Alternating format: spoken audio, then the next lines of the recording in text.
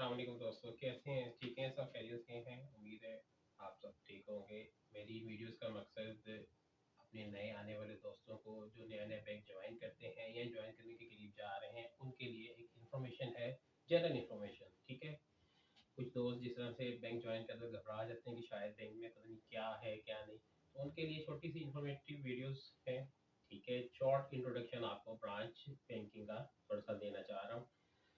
Branch and पे different departments काम कर रहे होते हैं ठीक है। अच्छा, बेसिक एक जिसको हम कहते हैं मोड ऑफ बैंकिंग, बैंकिंग किन चैनल्स पे काम कर रही है वो कुछ इस तरह से है। बैंक ट्रांजैक्शंस जो एग्जीक्यूशंस होती हैं उनमें शामिल है कैश, क्लियरिंग, ट्रांसफर, रेमिटेंस।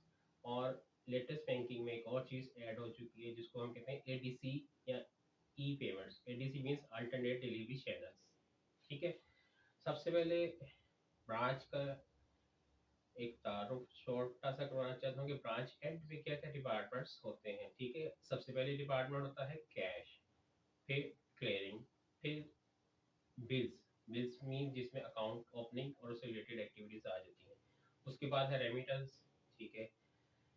फिर उसके बाद कुछ और डिपार्टमेंट्स होते हैं जिसमें कि फॉरेन ट्रेड कह लें और क्रेडिट्स कह लें, ठीक है। फॉरेन ट्रेड में जैसे कि इंपोर्ट एक्सपोर्ट को देखा जाता है, और क्रेडिट्स मीन के जो आपकी क्रेडिट लाइंस को देखते हैं, ठीक है।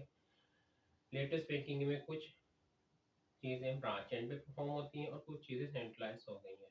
अच्छा, ब्रांच एंड पे सबसे पहले जैसे आ जाता है, सबसे पहले है कैश डिपार्टमेंट, ठीक है।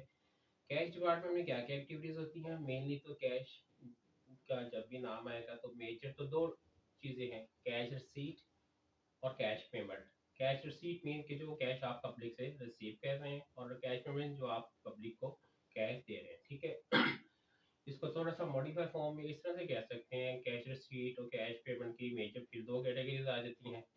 सबसे पहले लोकल कैश, और लोकल कैश में लोकल पेमेंट्स और लोकल रिसीट्स, ठीक है। लोकल पेमेंट मीन्स के उन अकाउंट से पेमेंट्स जो आपके ब्रांच एंड पे मेंटेन है, यानी कि आपके ब्रांच के कस्टमर्स के अकाउंटों में से जो रिसीट होती है और जो पेमेंट होती है वो लोकल कैश रिसीट पेमेंट में उसको आप कंसीडर कर लें, ठीक है। इसके बाद आ जाता है कि जिस तरह से आप ही के बैंक के कस्टमर्स के अकाउंट डिफरेंट ब्रांचों में या अदर ब्रांचों में मेंटेन हो रहे होते हैं, जो आप कैश उनके बिहाफ पे रिसीट या पेमेंट कर रहे होते हैं, उसको हम कहते हैं ऑनलाइन कैश पेमेंट या ऑनलाइन कैश रिसीट। कुछ बैंकों में इसको इंटर ब्रांच कैश रिसीट या इंटर ब्रांच पेमेंट भी कहा जाता है, ठीक है। अच्छा, अब फर्दर कैश काउंटर्स की एक्टिविटीज को एलैबोरेट अगर किए जाए, जैसे भी बताया कि मेन उसमें तो तीन आ जाता है, कैश रिसीट और पेमेंट, ठीक है। फर्दर इसमें आप यूटिलिटी बिल्स को ऐड कर लें। यूटिलिटी बिल्स में जिस तरह लेस्को है, पीटीसीएल, वासा एक्सेट्रा, ठीक है। इनके बिहाफ इनकी आप कलेक्शन करते हैं। फिर स्कूल फी कलेक्शन आ जाती है। डिफरेंट स्कूल एजुकेशन इंस्टीट्यूशंस के अकाउंट मेंटेन होते हैं, ठीक है, जिनको हम कैश मैनेजमेंट यूटिलिटीज भी कहते हैं, सीएमयू, ठीक। इसमें ज़रूरी नहीं कि स्कूल इंस्टीट्यूशंस भी हों, आपके जो कॉर्पोरेट क्लाइंट्स होते हैं उनकी भी कलेक्शन इसी में ही आती है, ठीक है। और इसके बाद आ जाता है, अब जैसे लेटेस्ट बैंकिंग में शामिल हो चुका है एक और चीज़, वन बिल पेमेंट, ठीक है। वन बिल पेमेंट फिर इसके बाद मज़ीद ऐड हो चुका हुआ है, जिस तरह से गवर्नमेंट टैक्सेस एंड ड्यूटीज़, ठीक है। गवर्नमेंट एंड टैक्सेस ड्यूटीज़ वो क्या चीज़ है? वो थ्रू पेमेंट्स, मतलब कि जिस तरह से कस्टम ड्यूटीज़ पे हुआ करती थी पहले मैनुअली थ्रू बैंकर्स चेक या थ्रू पे ऑर्डर्स, अब वो गवर्नमेंट ने फैसिलिटेट किया हुआ है कि थ्रू पीएसआईडी जनरेट करके कस्टमर्स कैश आपके काउंटर्स पे भी जमा करवा सकता है, ठीक है। इसमें डिफरेंट कैटेगरीज होती हैं, जिस तरह कि कस्टम ड्यूटी हो गई, ठीक है। मोबाइल जो आप इंपोर्ट करते हैं, कस्टमर कोई कंज्यूमर वो अपनी जो ड्यूटी पे करना चाहता है उसकी पीएसआईडी जनरेट होती है, वो भी आप कस्टमर जो है आपके कैश काउंटर पे जमा करवा सकता है। इस तरह जैसे वन बिल आपको बताया, वन बिल में क्या है, जिसकी एक छोटी सी एग्जांपल है क्रेडिट कार्ड पेमेंट्स है।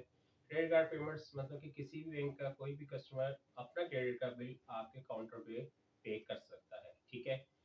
अच्छा, इसके बाद एक और इम्पोर्टेंट फंक्शन आ जाता है कैश काउंटर पे, COC, cash over counter. COC means कि जो आपकी फॉरेन रेमिटेंसेस इनवर्ड आती हैं, family remittances mainly through different exchange companies, Ria, MoneyGram etcetera, वो भी आप अपने कैश काउंटर पे कर सकते हैं। ठीक है, ये मेन काम है कैश काउंटर्स के।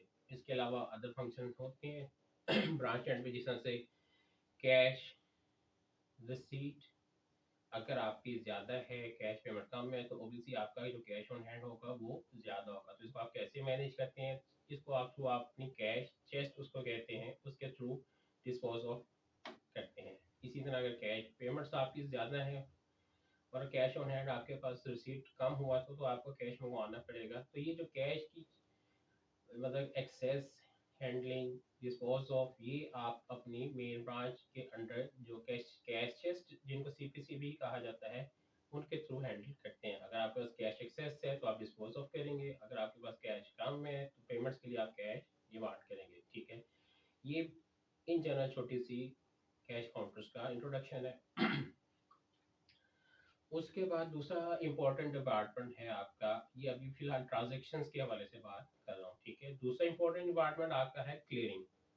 अब क्लियरिंग ये जो है डे बाय डे इसमें मॉडिफिकेशंस होती रहती हैं। ठीक है, पहले क्लियरिंग डिपार्टमेंट का काम काफ़ी ज़्यादा था, लेकिन अब ई चैनल्स आने से आईटी के यूज़ के डे बाय डे एडिशन के साथ, ठीक है, बहुत सारी चीज़ें हो गई हैं। लेकिन जनरली छोटा सा एक तारुफ करवा देता हूँ कि क्लियरिंग में कैटेगरीज हैं।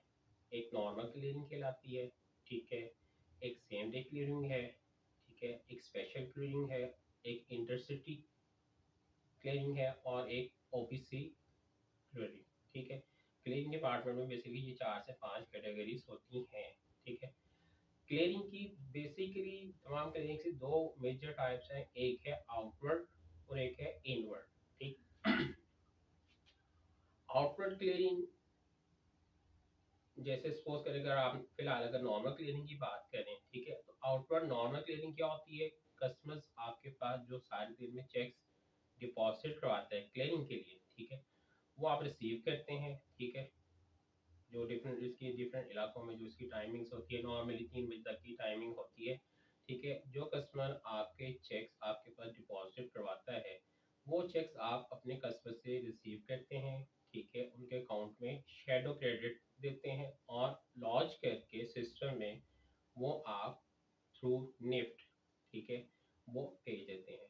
ठीक, नेक्स्ट है उन चेक्स की रियलाइजेशन आपके पास आती है। जैसी आपका रियलाइजेशन आती है, रियलाइजेशन को आप फिर कस्टमर्स के चेक्स जो रिटर्न हो जाते हैं उनको रिटर्न मार्क करते हैं सिस्टम में, और बाकी के जो शैडो क्रेडिट होता है उसको अकाउंट में आप क्रेडिट दे देते हैं।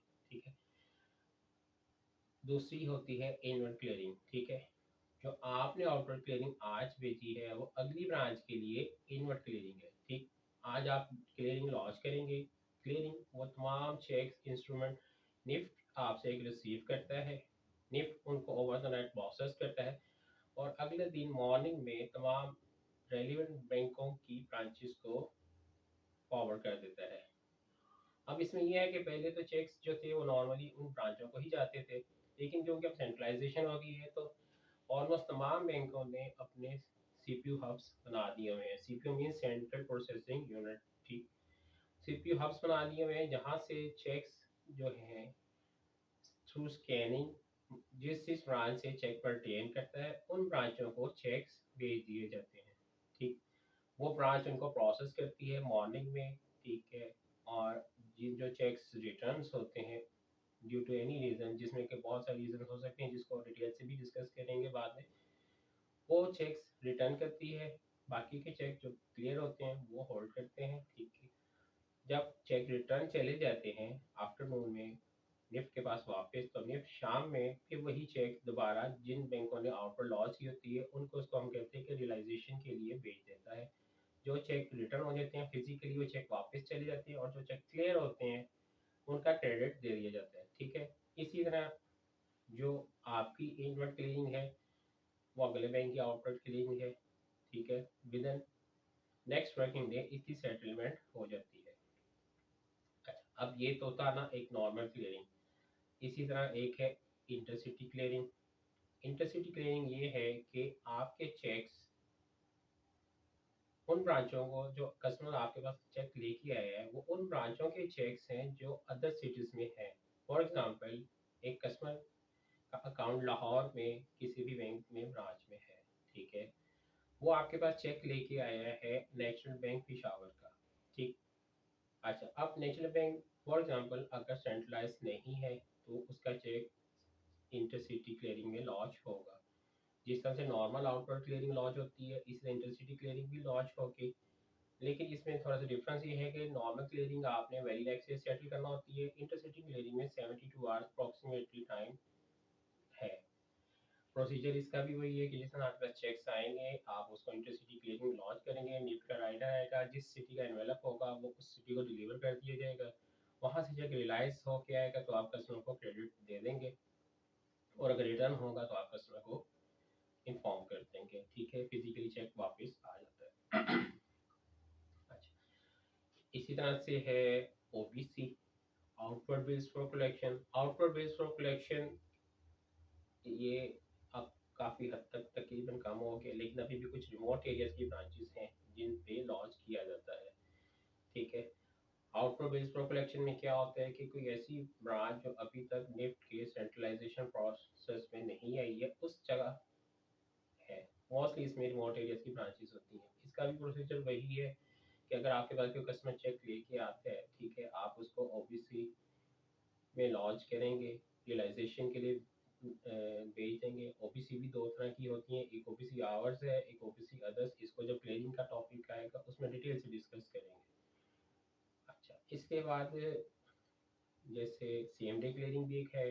इन केस कि आपके पास कोई बड़ी अमाउंट का चेक है और कस्टमर आपका ये चाह रहा है कि उसको सेम डे ही रियलाइजेशन मिले, यानी कि इसकी प्रोसीड्स मिल जाए, तो उसके लिए क्या होते हैं, आप अर्ली मॉर्निंग वही चेक अपना कवरिंग लगा के थ्रू मेन ब्रांच प्रेजेंट करेंगे निफ्ट में, इसको सेम डे क्लियरिंग की स्टैम्प्स वगैरह लगा के। इसमें क्या होगा कि बजाय नेक्स्ट डे के सेम डे में शाम को आपके पास उसकी फ्रेट या उसकी प्रोसीड्स आ जाएंगी, ठीक है। अगर वो चेक क्लियर है तो उसके फंड्स आपके पास आ जाएंगे, और अगर वो चेक रिटर्न है तो आपको उसकी इंटीमेशन आ जाएगी। ये है सेम डे क्लियरिंग। इसकी कुछ लिमिटेशंस हैं जिसको बाद में डिटेल से डिस्कस करेंगे इंशाल्लाह आपसे। उसके बाद अभी जैसे बताया कि बैंकिंग बहुत चेंज हो गई है, मॉडर्नाइजेशन हुई है काफ़ी ओवर द ईयर्स। इसमें जैसे नॉर्मल क्लियरिंग होती थी पहले, तो ये था कि होस्ट ब्रांच में ही चेक डिपॉजिट होता था और वही ब्रांच उसको क्लियर करती थी। अब सेंट्रलाइजेशन का दौर है, सेंट्रलाइज क्लियरिंग, ठीक है, बोथ इनवर्ड एंड आउटवर्ड। अब क्या होता है, सपोज करें आपके कस्टमर आपकी ब्रांच का ही कस्टमर, अब उसके पास ये फैसिलिटी है कि वो आपके बैंक की किसी भी ब्रांच में जाके अपना क्लियरिंग का चेक लॉन्च कर सकता है। फॉर एग्जांपल आपके कस्टमर है, उसका लाहौर में अकाउंट है, ठीक है, आपके बैंक के साथ। अगर वही कस्टमर पिशावर में है, ठीक है, उसको वहाँ से कोई चेक मिला है, ठीक, तो वो क्या कर सकता है, उसके पास ये ऑप्शन अब है कि वो पिशावर में आपके बैंक की किसी भी ब्रांच में जाए, अपना डिपॉजिट स्लिप फिल करे, अपनी आइडेंटिफिकेशन दे और वहीं से वो चेक अपना प्रेजेंट कर सकता है, ठीक है। वो ब्रांच चेक प्रेजेंट करेगी, जिस तरह नॉर्मल क्लियरिंग लॉन्च होती है इसी तरह वो लॉन्च करेगी। जब अगले दिन चेक क्लियर हो जाएगा तो कस्टमर का अकाउंट क्रेडिट हो जाएगा। इन केस अगर वो रिटर्न होता है तो कस्टमर के अकाउंट में उसकी इंटीमेशन आ जाएगी। इसको कहते हैं सेंट्रलाइज आउटवर्ड क्लियरिंग, ठीक है। जिस तरह सेंट्रलाइज आउटवर्ड क्लियरिंग है इसी तरह सेंट्रलाइज इनवर्ड क्लियरिंग भी है। सेंट्रलाइज इनवर्ड क्लियरिंग क्या है, फॉर एग्जांपल कस्टमर का चेक, आपके कस्टमर का चेक, ठीक है, आपके ब्रांच का चेक कस्टमर ने कराची में किसी और बैंक में जमा करवाया है, ठीक है। नॉर्मली पहले तो ये होता था कि वो चेक लाहौर आता था उसी ब्रांच को या उस शहर के सीपीओ को क्लियरेंस के लिए। अब ऐसा नहीं है, अब क्या होगा कि उसी बैंक में जब वो अपने किसी दूसरे बैंक में कस्टमर आप चेक जमा करवाएगा तो उसी शहर में वो सेंट्रलाइज इनवर्ट क्लियरिंग में लॉन्च हो जाएगा, ठीक है। वहीं से आपको थ्रू ईमेल या जो आपके बैंक का अरेंजमेंट होता है उसके थ्रू ब्रांच को इंटीमेशन आएगी, वो चेक क्लियर हो जाएगा। चेक को फिजिकली आपके शहर या आपके ब्रांच में आने की जरूरत नहीं है। यह है सेंट्रलाइज इनवर्ट क्लियर। अच्छा, शॉर्ट सा इंट्रोडक्शन दिया आपको क्लियरिंग का। अच्छा, क्लियरिंग का अल्टरनेट आजकल क्या है, बहुत आसान, बहुत सिंपल। एक स्टेट बैंक ऑफ पाकिस्तान के थ्रू एक बहुत ही मतलब कि कन्वीनियंट मोड है, जिसको कहते हैं RTGS, real time gross settlement. ठीक है, आने वाले दिनों में होपफुली आपकी जो क्लियरिंग है इसको टोटली ही RTGS रिप्लेस कर लेगा। अभी भी बहुत सारे लोग इसको यूटिलाइज कर रहे हैं, स्पेशली जो आपके कमर्शियल अकाउंट्स होते हैं, ठीक है, वो इसको यूटिलाइज करते हैं। RTGS में क्या होता है, इसकी डिफरेंट टाइमिंग होती है। RTGS ये है कि सपोज आपके कस्टमर का अकाउंट आपकी ब्रांच में है और ये चाह रहा है कि मैं ये सेम डे पैसे ट्रांसफ़र कर दूं अदर बैंक में। अदर बैंक मीन्स के उस ब्रांच में या उस बैंक में जिसका अकाउंट आपके बैंक में नहीं है। फॉर एग्जांपल आपके कस्टमर का अकाउंट है बैंक हलबीब, ठीक है, बैंक हलबीब में कस्टमर का अकाउंट है और वो ये चाह रहा है कि उसको पेमेंट करना है किसी दूसरे बैंक में, जस्ट फॉर एग्जांपल अभी मेट्रो बैंक में, ठीक है। तो वो क्या करेगा, कस्टमर आपके पास आएगा अपना चेक रिक्वेस्ट लेटर लेके, ठीक है, और अदर बैंक की आपको डिटेल्स सारी प्रोवाइड करेगा। इसमें क्या होगा, वही चेक जो आपके पास वो लेके आएगा उसको आप थ्रू RTGS पेमेंट करेंगे। RTGS सिस्टम एक है, इसमें क्या होगा कि फंड्स आप ट्रांसफ़र करेंगे, ठीक, और अगले बैंक की सारी जो कस्टमर ने आपको डिटेल दी हुई है, जैसे अभी बताया फॉर एग्जांपल उसका अभी मेट्रोपॉलिटन में बैंक में अकाउंट है, तो आप वो सारी फीड करेंगे अपने सिस्टम में और थ्रू स्टेट बैंक ये फंड उसको सेम डे में क्रेडिट अगले कस्टमर को मिल जाएगी। इसमें क्लियरिंग की तरह ना तो आपको नेक्स्ट डे का वेट करना पड़ेगा और ना ही आपको इसकी रियलाइजेशन का वेट करना पड़ता है। बहुत फास्ट वे है। जो भी आपके आजकल मोस्टली जो कमर्शियल अकाउंट्स हैं, जो बड़े अकाउंट्स हैं, वो इस चैनल को यूज़ कर रहे हैं और होपफुली नेक्स्ट कुछ अर्सा में क्लियरिंग को ये रिप्लेस कर ले काफ़ी हद तक, ठीक है। हाँ, ये हो गया RTGS। क्लियरिंग के बाद जो नेक्स्ट डिपार्टमेंट इम्पोर्टेंट आता है वो है ट्रांसफ़र या रेमिटेंस। ट्रांसफ़र या रेमिटेंस में क्या होता है, मेजर इसमें होता है online fund transfer, internal transfer, issuance of bankers cheque, ठीक है। अभी जैसे RTGS भी बताया, वो भी आप इस ट्रांसफ़र मोड में भी उसको ले सकते हैं। ट्रांसफ़र में पहले तो मेन कैटेगरीज क्या है, लोकल ट्रांसफ़र और दूसरा है इंटर ब्रांच या ऑनलाइन ट्रांसफ़र। लोकल ट्रांसफ़र किसे कहते हैं, लोकल ट्रांसफ़र का मतलब है कि सेम ब्रांच के ही दो कस्टमर्स हैं, एक अकाउंट से पैसे दूसरे अकाउंट में ट्रांसफ़र होते हैं। एक ही अकाउंट, एक ब्रांच में दो डिफरेंट अकाउंट से लोकली ही ट्रांसफ़र होते हैं। तो इन्हीं केस में कस्टमर अकाउंट ही क्रेडिट हो, जिस तरह से अभी बताया कि कस्टमर इसमें लोकल ट्रांसफ़र में अपने यूटिलिटी बिल्स भी पे कर सकता है। फॉर एग्जांपल अगर किसी का लेस्को का अकाउंट है तो थ्रू चेक्स अपने लोकल ब्रांच से पेमेंट कर सकता है। अच्छा, इसके बाद लोकल ट्रांसफ़र के बाद दूसरा जैसे बताया inter bank fund transfer, inter branch fund transfer या जिसको ऑनलाइन ट्रांसफ़र भी कहते हैं। उसका मतलब ये है कि कस्टमर का अकाउंट आपकी ब्रांच में है और वो ये चाह रहा है कि वो सेम बैंक में किसी दूसरी ब्रांच में पेमेंट करना चाह रहा है, तो अब तो अपने चेक और डिपॉजिट स्लिप आपको डिपॉजिट करवाएगा, आप अपने अकाउंट से उसके फंड्स ट्रांसफ़र कर देंगे अपने ही बैंक की किसी दूसरी ब्रांच में।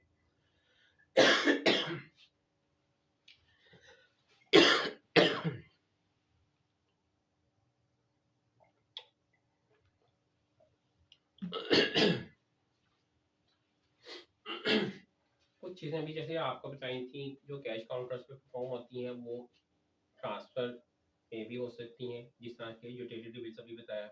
इसी तरह PSIG पेमेंट वो भी आप ट्रांसफ़र मोड में भी कर सकते हैं, थ्रू चेक कर सकते हैं। क्रेडिट कार्ड की पेमेंट से वन बिल पेमेंट्स हैं वो भी आप थ्रू चेक कर सकते हैं, ठीक है। ये भी लोकल ट्रांसफ़र में ही आ जाता है। ट्रांसफ़र के साथ साथ उसी सीट पे रिलेटेड डिपार्टमेंट है रेमिटेंस। रेमिटेंस में पहले तो थोड़ी वैरायटी ज़्यादा होती थी, डिमांड ड्राफ्ट था, पे ऑर्डर था, ठीक, लेकिन अब ये भी बहुत सिंप्लीफाई हो गया है। इसमें मोस्टली जो है इशुएंस ऑफ बैंकर्स चेक अब आ गया है। बैंकर चेक ने रिप्लेस काफ़ी हद तक कर लिया है, कंप्लीट नहीं लेकिन काफ़ी हद तक आपके पे ऑर्डर्स और डिमांड ड्राफ्ट जो हुआ करते थे उनको रिप्लेस कर लिया है। बैंक चेक का बेनिफिट क्या है, बैंक चेक का बेनिफिट ये है कि it is payable at any branch है, ठीक। पहले क्या था, पहले डिमांड ड्राफ्ट और पे ऑर्डर्स हुआ करते थे, सेम सिटी था तो आपको पे ऑर्डर इशू करवाना होता था, वो अपने रियलाइजेशन के लिए उसी शहर में प्रेजेंट होता था। इसी तरह अगर अदर सिटी है, दूसरा शहर है जहाँ पे बेनिफिशियरी है, तो उसके लिए डिमांड ड्राफ्ट इशू होता था। लेकिन अब ये सारी चीज़ें आपको जैसे अभी बताया कि रिप्लेस कर दी हैं बैंक चेक ने। बैंक चेक क्या है? पेबल एट एनी ब्रांच है, इशूएबल्स भी इसकी एट एनी ब्रांच है। बैंक चेक में क्या होगा कि कस्टमर आप के पास आके कोई भी इंस्ट्रूमेंट इशू करना चाह रहे हैं, तो जस्ट वो अपना पे ऑर्डर एप्लीकेशन, जिसको बैंक चेक एप्लीकेशन फॉर्म कहते हैं, वो और इंस्ट्रूमेंट प्रेजेंट करेगा, आप उसको पे ऑर्डर इशू कर देंगे। बैंक चेक की डिटेल भी बाद में अभी नेक्स्ट वीडियो में देखेंगे। बेनिफिट इसमें क्या है? पहले क्या था कि पहले बैंक चेक सेम ब्रांच से इशू होता था और रिलायंस भी सेम ब्रांच से होना होता था, यानी कि प्रोसीड भी सेम बैंक से उठाना होती थी। अब जो लेटेस्ट मॉड है, इसमें क्या होता है कि bank cheque payable at any branch है। इसी तरह जरूरी नहीं है कि कस्टमर का जिस ब्रांच में अकाउंट है वो वहीं पे आके रिक्वेस्ट करे, वो किसी भी ब्रांच से जाके अपना चेक और रिक्वेस्ट प्रेजेंट करके बैंक चेक इशू करवा सकता है। ठीक। अच्छा, इसके बाद बिल्स डिपार्टमेंट आ जाता है। बिल्स डिपार्टमेंट में जिस तरह से इशुएंस ऑफ CDR है, SNDR है, टर्म डिपॉजिट जिसको TDR कहते हैं वो है। ठीक है। CDR क्या है? Cash deposit receipt. ये क्या है? ये भी एक बैंक, जस्ट लाइक एक बैंक, मतलब कि इंस्ट्रूमेंट है। ठीक। मोस्टली इसका ज़रूरत पड़ती है एंटिटी अकाउंट्स को, जो अपने टेंडर के लिए as a security, as a bid कह लें, डिपॉजिट करवाते हैं। ठीक है। कस्टमर आते हैं आपके पास, अकाउंट में कैश या फंड्स अरेंज करता है थ्रू एप्लीकेशन, और चेक आपसे वो रिक्वेस्ट कर सकता है CDR इशुएंस की। मोस्टली ये जो है ये सेमी गवर्नमेंट इंस्टीट्यूशंस को इशू किए जाते हैं। ठीक है। और ये क्या है? कैश डिपॉजिट रिसीट, एक जस्ट लाइक एक बैंक का चेक इंस्ट्रूमेंट है जिसपे कोई प्रॉफिट पे नहीं किया जाता, नॉन ट्रांसफरेबल भी है ये। और इसके बाद कुछ अभी जैसे होता है SNDRs हैं, TDRs हैं। SNDRs क्या होता है? जनरली इसको कहते हैं स्पेशल नोटिस डिपॉजिट रिसीट। इसमें क्या है कि मिनिमम ये 7 डेज के लिए फिक्स टर्म डिपॉजिट होता है। ठीक। और उसके बाद ये फिर ऑनवर्ड इसकी कोई एक्सपायरी नहीं होती जब तक कस्टमर ओरिजिनल सरेंडर ना करे, इसमें प्रॉफिट लगता रहता है। SNDR के बाद डिपॉजिट फिक्स करवाने के लिए कुछ कैटेगराइज होती हैं। TDR कहते हैं term deposit receipt. Term deposit receipt क्या होती है? मिनिमम 1 मंथ के लिए होती है। उसके बाद फर्दर उसमें कैटेगरीज होती हैं कि अगर कोई कस्टमर चाह रहा है कि वो अपने सेविंग के लिए कुछ अमाउंट फिक्स करवाना चाह रहा है, तो उसके लिए टर्म डिपॉजिट सर्टिफिकेट्स इशू किए जाते हैं, TDR टर्म डिपॉजिट रिसीट। ठीक है। इसमें जैसे बताया कि मिनिमम 30 डेज के लिए होता है। 30 days, 1 month, 3 month, 6 month, 1 year, 2 year, up to 5 years ये इशू किए जाते हैं। ठीक है। ये सारी एक्टिविटीज देखते हैं आपके बिल्स डिपार्टमेंट वाले। अच्छा। उसके बाद सबसे इम्पोर्टेंट काम जो ब्रांच बैंकिंग में होते हैं, जिसको ब्रांच की बैकबोन भी कहा जाता है।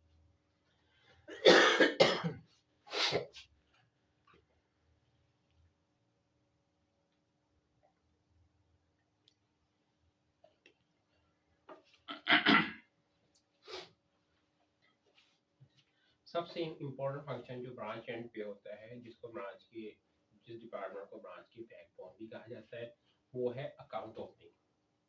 ठीक है। अकाउंट ओपनिंग स्टार्ट होती है कस्टमर और बैंक का रिलेशन के लिए। फर्स्ट स्टेप जो है वह अकाउंट ओपनिंग। अकाउंट ओपनिंग में मुख्तलिफ कैटेगरीज आती हैं, जैसे कि सबसे पहले उसमें आता है इंडिविजुअल अकाउंट्स।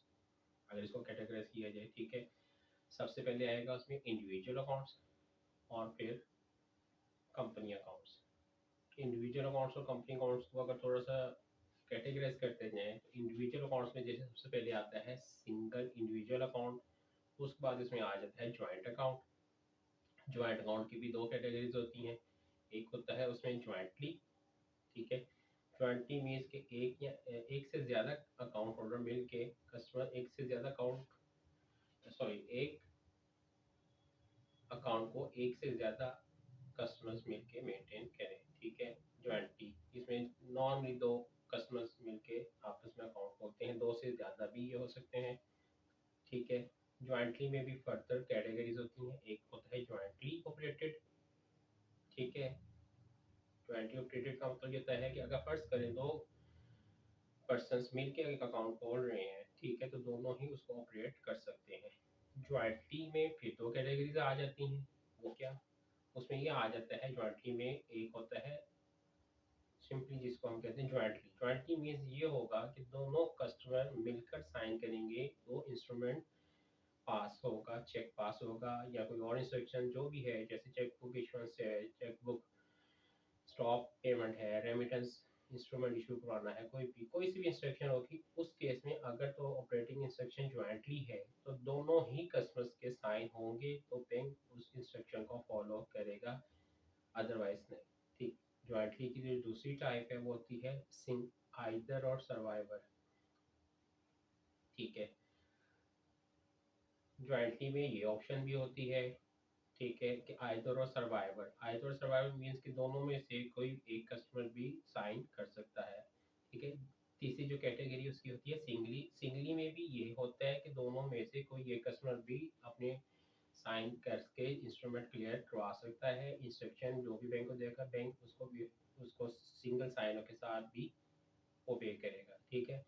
अच्छा, आइदर और सर्वाइवर में भी सिंगली साइन है, और जॉइंट अकाउंट अगर वो सिंगली ऑपरेशनल इंस्ट्रक्शन है तब भी सिंगल साइन है। डिफरेंस इसमें क्या है कि आइदर और सर्वाइवर में in case of death of one person, ठीक है, the rest will be the true beneficial of the funds, यानी कि जो इन केस ऑफ डेथ जो सर्वाइवर होगा, ठीक है, वो उसका ओनरशिप होगी फंड्स की। Bank will close the account, और जो अकाउंट में जो फंड्स हैं वो सर्वाइवर को ट्रांसफर हो जाएंगे। किस तरह से होंगे, ये एक अलग से एक टॉपिक है, ठीक है। ज्वाइंटली में जो दूसरा एक बताया सिंगली, ठीक है, उसमें जस्ट इतना होगा कि कस्टमर अपने साइनों के साथ दोनों में से कोई एक एट अ टाइम साइन कर सकता है, ठीक है। लेकिन in case of any death they will go for the legal proceeding for claiming the funds, ठीक है। इसमें